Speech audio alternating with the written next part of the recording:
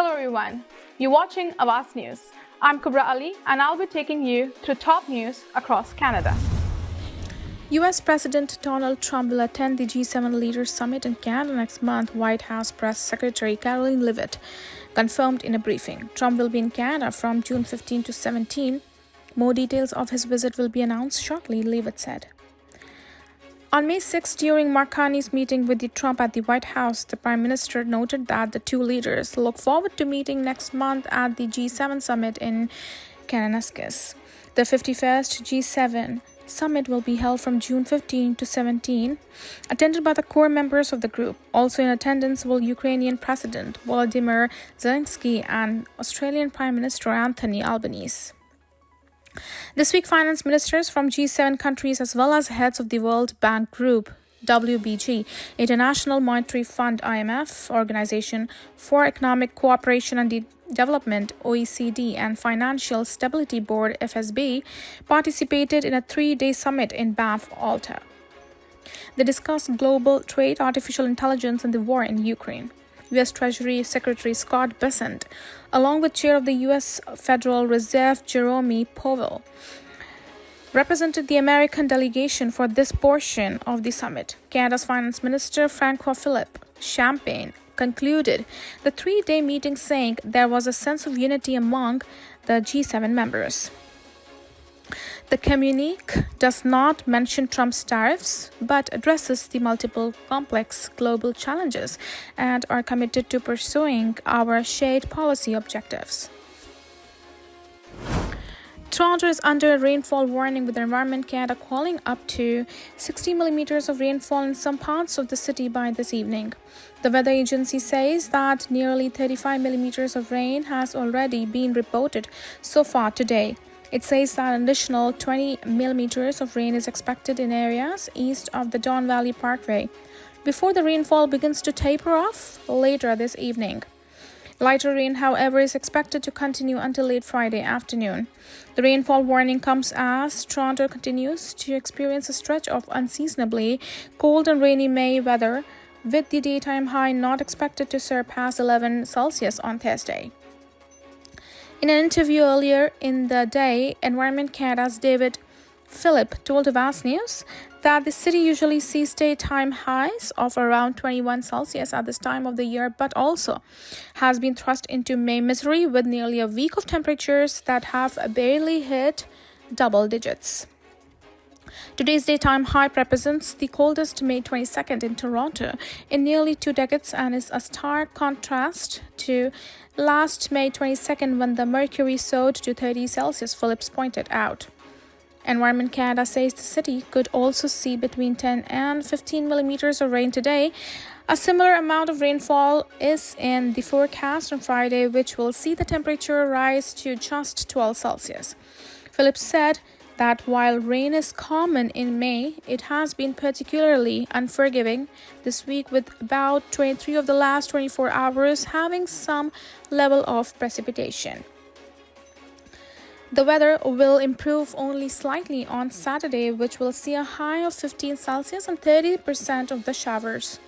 The temperature will inch closer to the seasonal norm on Sunday and Monday when sunshine returns, and the daytime high rises to 18 Celsius on each day, respectively. Phillips said that while the cool days may be discouraging for some, he is still anticipating that Toronto will have a warmer than normal summer. He says that residents just may have to wait until June for the better weather. Peel police say they are investigating a body that washed up along Etobicoke Creek in Brampton as a suspicious death. Police tell Awaz News that they received calls just before 5:30 p.m. on Thursday about a body that washed up near the Etobicoke Creek next to Loafers Lake near Sandalwood Parkway East. No age or gender has been determined yet, and the police say they don't know how long the body had been in the water. Peel region and surrounding GTA areas have experienced heavy rainfall over the past 24 hours, leading to flash floods and rising water levels in some areas. Police say an autopsy will be done to determine the cause of death. New video shows police officers chasing a suspect on foot in Pickering after a firearm was found in a stolen vehicle Tuesday afternoon. It began at the shops at Pickering City Centre on Kingston and Liverpool roads, where police were patrolling the parking lot. Officers observed a suspicious vehicle and checked the license plate, leading them to find that it belonged to a different vehicle, police said.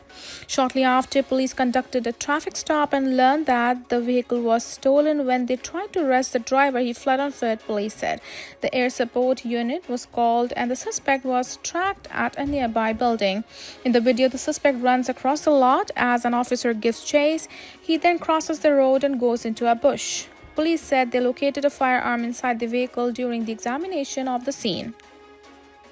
They identified the suspect as 21-year-old Zachary Bruno of Toronto. He is facing numerous charges, including occupying a motor vehicle with a firearm, obstructing or resisting a peace officer, possessing property obtained by crime over $5,000, breach of probation, and failing to comply with a release order.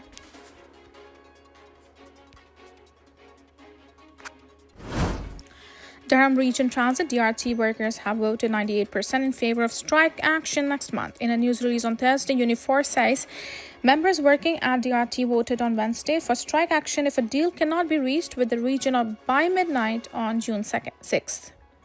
The region has responsibility to invest in public transit and in the workers who uphold it, especially as the community continues to grow, said Unifor National President Lana Payne in the release. The union says one of the key issues they are negotiating is closing the gap of wages.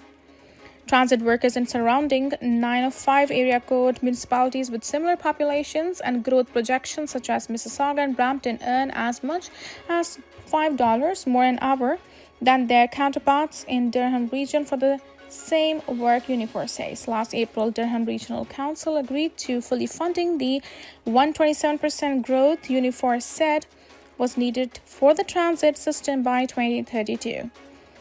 But the union says since negotiations began on March 31st, there has been little movement by the region to make good on its promise.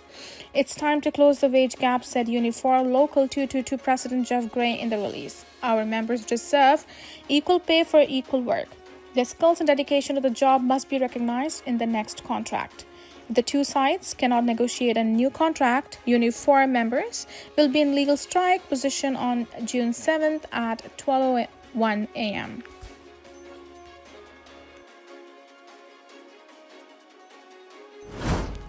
One person has been sentenced to more than 8 years in prison and 2 others have been given probationary sentences following a human trafficking investigation that ultimately led to the discovery of 84 foreign nationals living in deplorable conditions and being exploited by employment agencies throughout the Greater Toronto and Hamilton area, police say.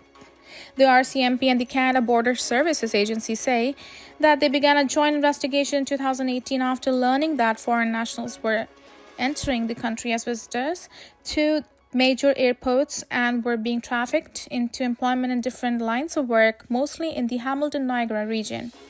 The authorities say that the victims were exploited by employment agencies operated by members of the group who had facilitated their entry into Canada. In July-September of 2019, police executed 7 search warrants in Hamilton and 1 in Milton on connection with the investigation. Police say that during the execution of those search, officers discovered 84 foreign nationals living in deplorable conditions, including upwards of 25 people in single house. The authorities say that charges were then laid in connection with the investigation in 2021 and 2022. The court process concluded last month, and the police say that 3 people were ultimately sentenced in connection with the investigation. The final accused party, Christian Vitela, pled guilty to employing foreign nationals without authorization on April 23rd and received a conditional discharge with 2 years of probation with the condition that he not employ foreign nationals, police say. Toronto City Council has voted to create a bylaw that would limit protests outside places of worship and other vulnerable institutions on the case-by-case basis. The motion would create a 50-meter buffer around the spaces following an application from the property owner and would be in effect for a year subject to renewal. The motion passed 16-9 with a slew of amendments following several hours of debate.